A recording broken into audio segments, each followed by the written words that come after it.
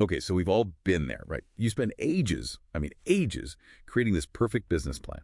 Then what happens? It ends up on a shelf, maybe digital, maybe physical, gathering dust. We tend to see it as this fixed thing, usually just for getting funding. But here's a thought.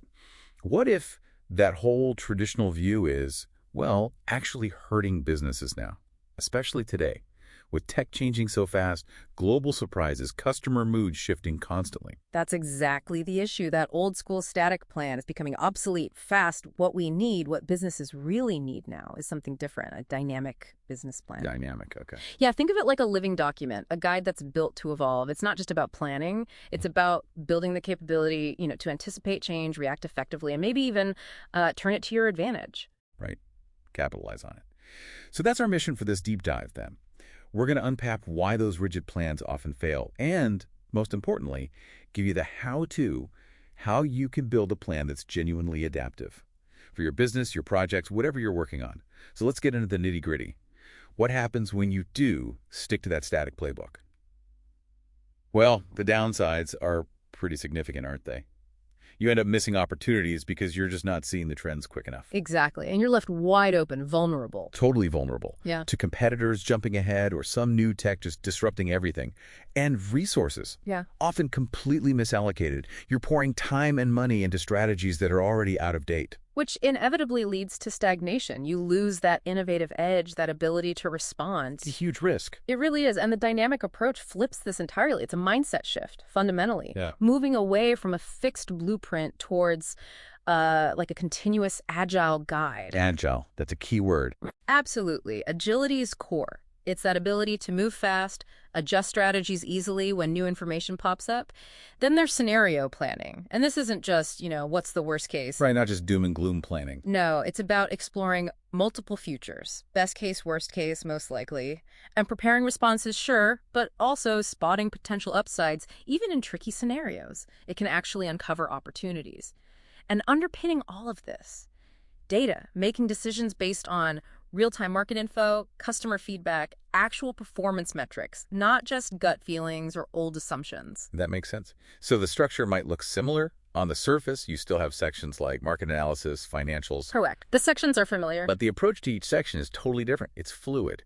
Take market analysis. For you listening, this isn't a one-and-done research project anymore. It's about setting up systems for continuous monitoring. Always scanning. Yeah, constantly looking at market trends, industry reports, what competitors are up to, and being ready, actually expecting to tweak your target audience as things change.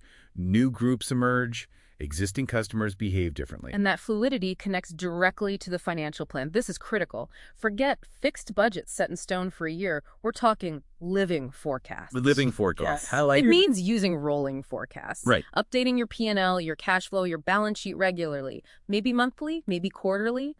And doing sensitivity analysis, basically stress testing your numbers. What happens if sales dip 5%? What if costs rise 10%? How does that impact the bottom line? So you understand the potential impact of changes before they happen. Precisely.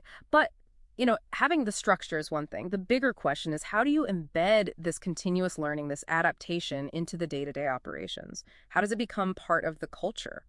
Yeah, that's key. It's not about adding more meetings for the sake of it. It's about smarter rhythms.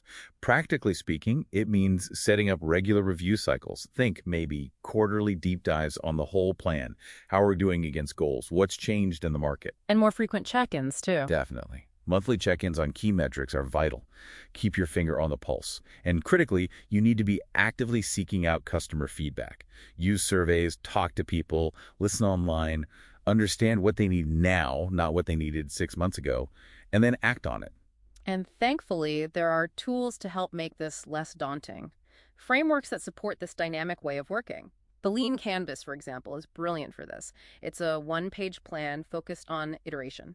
Problem, solution, key metrics, value proposition. Very concise. Gets you focused quickly. Super fast. And another great one is OKR's Objectives and Key Results. It's a goal-setting framework.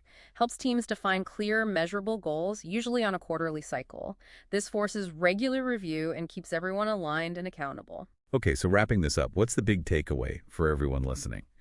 It seems like future-proofing your business isn't really about having a crystal ball. It's more about building that organizational muscle, that resilience, to handle whatever the future throws at you. Exactly. And this dynamic business plan, that's your gym. That's your training ground. It keeps you relevant, keeps you resilient. Well said. And maybe a final thought to leave you with. Consider this. If you truly embrace this continuous adaptation, how might it not just shield your business from threats, but actually unlock entirely new opportunities you can't even conceive of right now? How could uncertainty become your edge? Turning uncertainty into a competitive advantage, that's Yeah. definitely something to chew on. A great thought to take forward and apply.